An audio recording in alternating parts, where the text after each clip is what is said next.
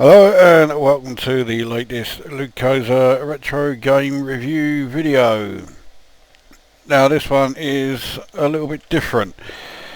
This is Battle Chess, which was released in 1988 for the Amiga, released by Interplay. And this will shock you, but it's a chess game. Now, if you need if you need somebody to explain to you what chess is, then this really is not the video for you, because this isn't a game that's likely to appeal. However, it's certainly not as straight-laced as any other chess game around. It's not Colossus chess or anything like that. This has a bit more humour injected into it, and that comes about entirely as a result of the animation on the pieces. Now, it's instead of white versus black, it's red versus blue. So red has taken the place of white and blue has taken the place of black. And the animation on the pieces, if we quickly do a move here, you'll see that when you move the piece, it will actually walk instead of just suddenly appearing on whatever square you've chosen. So if we move the bishop here,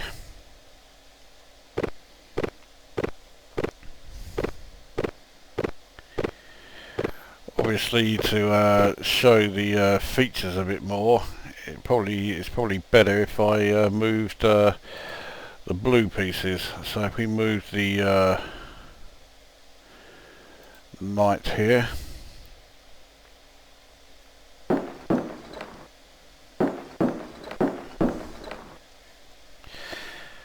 right, and the animation carries on when it comes to taking pieces.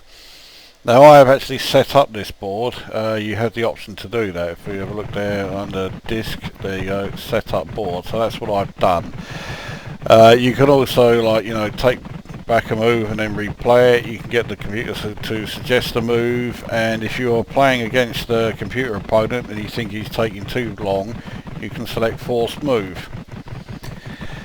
As with the rest of the settings, you can turn the sound on and off. You can have a 2D board if you really want to, but that defeats the whole purpose of having battle chess. And then you can change whether the human player is red or blue. You can have the Amiga playing as either a player, or you can connect up via a modem and play via two different computers. You can also set the level of the AI if you are playing the computer.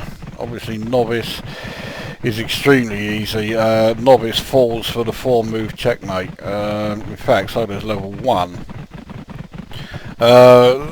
It does get an awful lot challenging though. Level 9 is probably not quite Grandmaster, but well, it's bloody good. Problem is that from level 1 onwards, the computer will sit there and think about its move, and sometimes it can take an absolute age, and that's when you end up bloody constantly choosing forced move. Anyway, that's how to play it. So let's show you some of the animations then from when we are taking some of the pieces. So the most basic one is pawn taking pawn. And the animation on this, I mean, it's well done, but it's not one of the best animations here. So he jabs him in the foot with the end of his lance, and then smacks him in the head and knocks him out. Now, when I was at school and I first got this, a school friend of mine said it would be a great idea if when you took a piece, you then had to battle for it with each side having their like strength or health meters, which I think ranks as possibly the worst idea I have ever heard. Because I mean, you could easily end up with, you know, trying to take someone's pieces and ending up losing all of yours. So yeah, I don't know what the fucking hell he was on when he came up with that, but that really is a shit idea. Now, if you're a fan of Monty Python and the Holy Grail, then Knight Taking Knight might, well, there's no might, it will be familiar to you.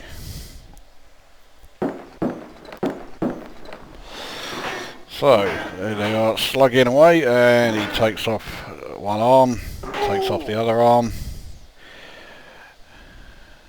takes off one leg, and takes off the other leg, and says, alright, we'll call it a draw. So Knight Taking Knight is pretty good. The piece that is most impressive, I think, is the rook. If we castle here, you'll see the king moving in his most regal of ways. Very slowly, very quietly. The rook is not quite so slow, or well, it is slow, but it isn't quite so quiet or regal, because it turns into this huge great stone monster and stomps along like that.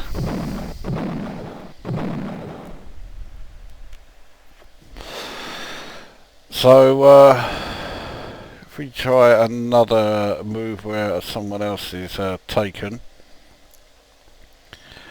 moving as blue, so let's have knight takes queen. The moves involving the queen are usually pretty good, whether it's the queen being taken or the queen doing the taking. The queen is often animated as some sort of witch.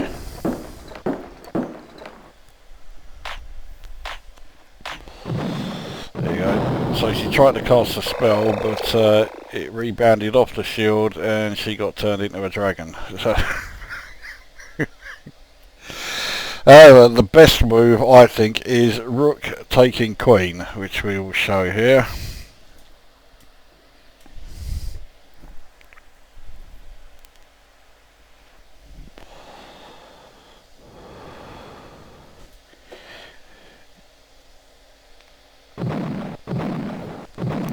It has to load up the animations for each character and for each time you're taking one. The animations for the character usually stay in memory, but when a piece is being taken, that's not kept in memory, and that has to be loaded up each time, which is a bit of a pain, but you know, you can't have everything. So the rook goes up, walks up to her and eats her, and then burps, which is pretty well done. Right, let's try a move where the bishop takes someone, because the bishop is also a pretty good one for taking anybody. The only thing it can take at the moment is the pawn. Another really good one actually is rook takes pawn, but I'll definitely try to show it.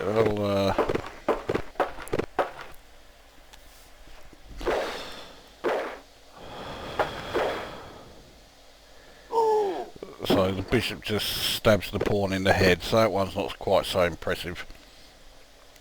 When the king takes any piece, that's also pretty well done. What we'll do then, we'll move him out of the way.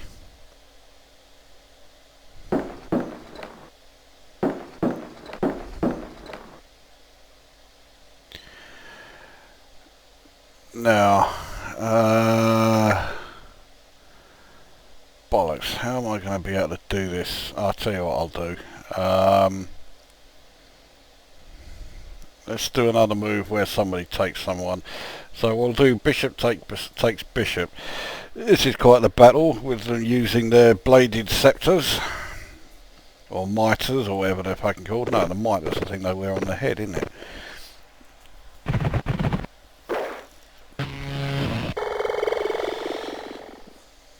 So I'm not really sure what happened there. It looks like some sort of spell or something. So we'll move the rook back here. So then he's in line, and then he can take the pawn. And then we'll move bishop out of the way. Put the bishop there.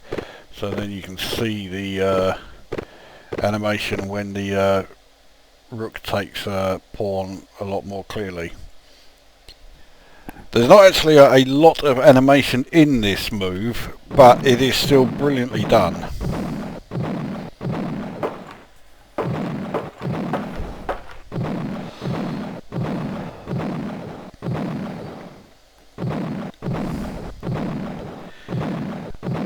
So the pawn stands there absolutely terrified, drops his weapon in, you know, sheer fear, and gets pummeled into a load of scrap metal. And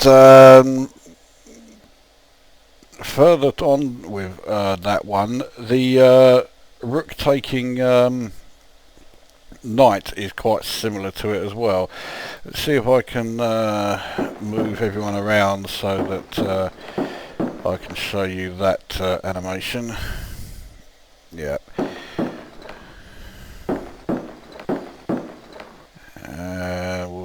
We'll move him up to, and then we'll put him there. Right, so now the rook can take the knight. This is another pretty good animation. King taking knight is also pretty good. So what I'll do, actually, I'll wait till this move's finished.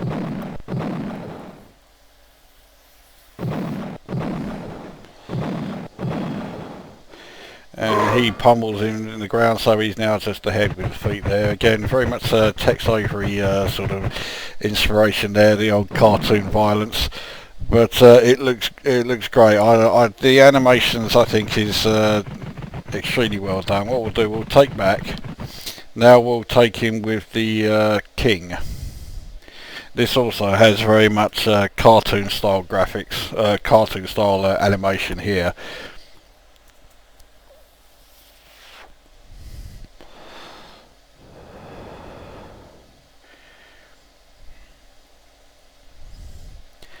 So he does, he pulls out a bomb from under his robe, throws it at the knight, who doesn't know what's going on, and then bang. So well, there you are. I mean, you got a taster of the game. It is challenging to pretty much every level, unless you are some sort of grandmaster. I mean, if you are Garry Kasparov, this is not going to challenge you. It's definitely at its best as a two-player game.